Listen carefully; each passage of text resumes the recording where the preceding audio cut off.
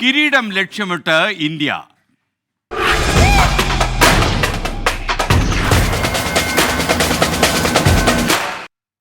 കുട്ടി ക്രിക്കറ്റിന്റെ വിശ്വ കിരീടം തേടി ടീം ഇന്ത്യ ഇന്നിറങ്ങുകയാണ്. ഇന്ന് രാത്രി 8 മണിക്ക് ബാർബഡോസിലാണ് ലോകശ്രദ്ധ ആകർഷിക്കുന്ന ഈ മത്സരം അരങ്ങേറുക. ദക്ഷിണാഫ്രിക്കയാണ് ഇന്ത്യയുടെ എതിരാളികൾ.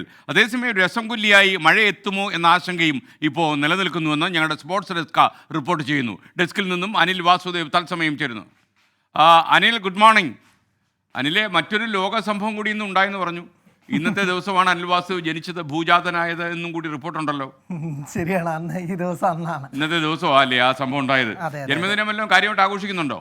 നമുക്ക് ആഘോഷിക്കാം. രോഹിത് ശർമ്മ ഇന്ത്യക്ക് വേണ്ടി കിരീടം നേടിത്തന്നാൽ അതിനേക്കാൾ വലിയൊരു ആഘോഷം എനിക്കില്ല എന്നുള്ളതാണ് എടുത്തു പറയാനുള്ളത്. എന്തായാലും അനിൽ വാസുവിന് ഓൺലൈനായിട്ട് ഞാനൊരു ലഡു തന്നിരിക്കുന്നു ജന്മദിനത്തിന്റെ ഭാഗമായിട്ട്. അത് ഓഫ്ലൈനായിട്ട് കഴിച്ചോളുക. Okay, over to U.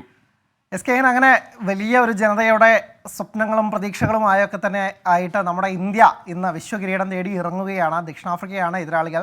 രണ്ട് ടീമിനെയും പരിശോധിക്കുകയാണെങ്കിൽ ഇതുവരെ ഒറ്റ മത്സരം പോലും തോൽക്കാതെയാണ് ഈ രണ്ട് ടീമുകളും ഫൈനലിലേക്ക് മുന്നേറിയത്. ദക്ഷിണാഫ്രിക്ക 8 കളി ജയിച്ചപ്പോൾ ഇന്ത്യക്ക് 7 ജയവും അവരുടെ ഒരു മത്സരം മഴയെടുത്തതുകൊണ്ട് മാത്രമാണ് ആ ഒരു 8-8 കിട്ടാതിരുന്നത്. പക്ഷേ എന്നിരുന്നാൽ പോലും ടീമുകളുടെ കരുത്ത് പരിശോധിക്കുകയാണെങ്കിൽ ഏറ്റവും ആധികാരികമായി അപരാജിതരായി അല്ലെങ്കിൽ സമ്പൂർണ്ണ ഒരു പാക്കേജ് എന്ന് പറയുന്നത് ടീം ഇന്ത്യ തന്നെയായിരിക്കും. ബാറ്റർമാരുടെ കാര്യം എടുക്കുകയാണെങ്കിലും ബൗളർമാരുടെ കാര്യം എടുക്കുകയാണെങ്കിലും ഫീൽഡിങ്ങിൻ്റെ കാര്യം ഒക്കെ തന്നെയാണെങ്കിലും ഇന്ത്യ ഒരു സമ്പൂർണ്ണ പാക്കേജ് തന്നെയാണ്.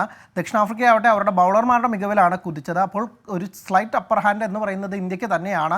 സമീപകാലത്തെ ഒക്കെ തന്നെ പ്രകടനങ്ങളുടെ അടിസ്ഥാനത്തിൽ കൂടി വെച്ച് നോക്കുകയാണെങ്കിൽ ഇന്ത്യക്ക് ഇത്തവണ വലിയ കിരീട സാധ്യതയുണ്ട്.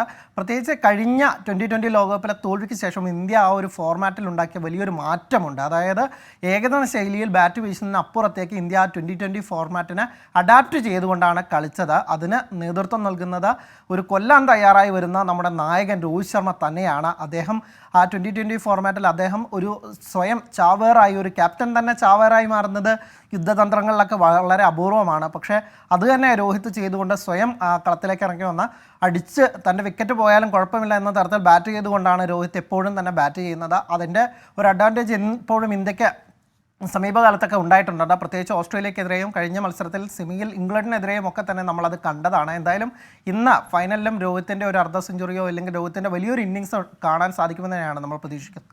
ഒപ്പം തന്നെ ഇന്ത്യക്ക് എല്ലാ കാലത്തും നല്ല ഓർമ്മകൾ സമ്മാനിച്ചുള്ള വിരാട് കോഹ്ലിക്കും അദ്ദേഹത്തിന് ഒരു 2020 കിരീടം വേണം. അദ്ദേഹവും മികച്ച രീതിയിൽ കളിക്കുമെന്നറിയാം. പക്ഷേ മഴ വില്ലനായി ഉണ്ട്. ഏകദേശം കഴിഞ്ഞ ദിവസങ്ങളിലൊക്കെ തന്നെ ബാർബഡോസിൽ വലിയ രീതിയിൽ മഴ പെയ്യുകയാണ്. ഒരുപക്ഷെ ഇന്ന് മത്സരം ഒറ്റ പന്ത് പോലും എറിയാതെ ഉപേക്ഷിക്കുകയാണെങ്കിൽ നാളെ ഒരു റിസർവ് ദിനമുണ്ട്. അതിലുമില്ലെങ്കിൽ ചരിത്രത്തിൽ ആദ്യമായി 2020 ലോകകപ്പിന് ഒരു സംയുക്ത ജേതാക്കളുണ്ടാവും. അവരുടെ ദക്ഷിണാഫ്രിക്കയെ സംബന്ധിച്ചിടത്തോളം ഒരു ചരിത്ര ഫൈനലാണ്. അവരാദ്യമായാണ് ഏതെങ്കിലും ഒരു ICC ടൂർണമെൻറ്റിൻ്റെ അല്ലെങ്കിൽ ഒരു ICC ലോകകപ്പിൻ്റെ ഫൈനലിൽ കടക്കുന്നത്. അവർക്കും ജയം അനിവാര്യമായിരിക്കുകയാണ്.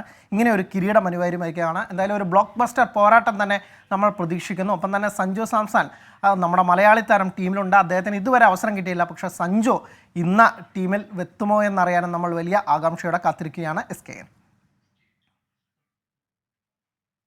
Thank you Anil Vasudev.